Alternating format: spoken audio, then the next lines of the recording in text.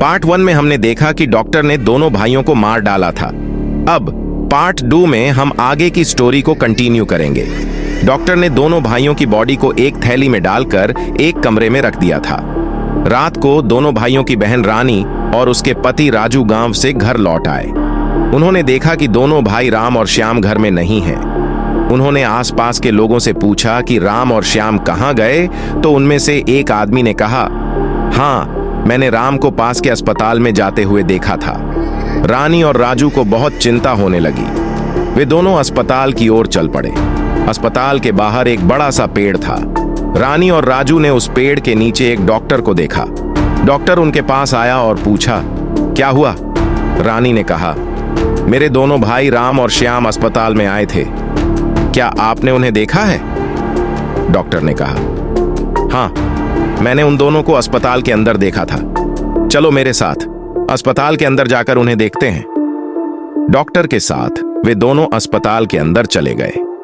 Doctor उन्हें एक कमरे में ले गया। जैसे ही वे कमरे में पहुंचे, डॉक्टर ने चाकू निकाला और रानी के पेट में मार दिया। राजू ने चाकू निकालकर डॉक्टर को मार दिया। रानी के पेट से बहुत खून निकल रहा था।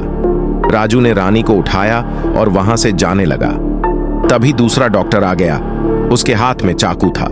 राजू ने देखा कि वहां एक कमरा था। वह रानी को लेकर कमरे में चला गया।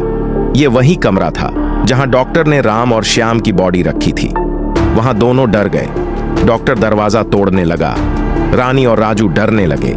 डॉक्टर अंदर आया और जैसे ही उसने राजू पर वार किया, रानी ने पीछे से डॉक्टर की पीठ पर चाकू मार दिया। डॉक्टर नीचे गिर गया और वे दोनों वहां से जाने लगे। तभी डॉक्टर फिर से खड़ा हो गया और घायल रानी को उसने चाकू मार दिया और रानी मर गई। राजू कमजोर हो गया और उसकी सारी उम्मीदें टूट गईं। उसने कोशिश की और वहां से भागने लगा। तभी अस्पताल का दरवाजा बंद हो गया। राजू दरवाजा खोलने की कोशिश करने लगा। तभी डॉक्टर उसके पीछे दौड़ते हुए आया। दरवाजा खुल ही गया था कि डॉक्टर ने उसके पैर में चाकू मार दिया। सुबह हो गई थी और राजू ने आखिरी कोशिश की और वहां से निकल गया। जैसे ही डॉक्टर अस्पताल के दरवाजे से बाहर निकला, सूरज के कारण वह जलकर खाक हो गया। राजू ने यह बात पुलिस को बताई और पुलिस ने अस्पताल को सील कर दिया।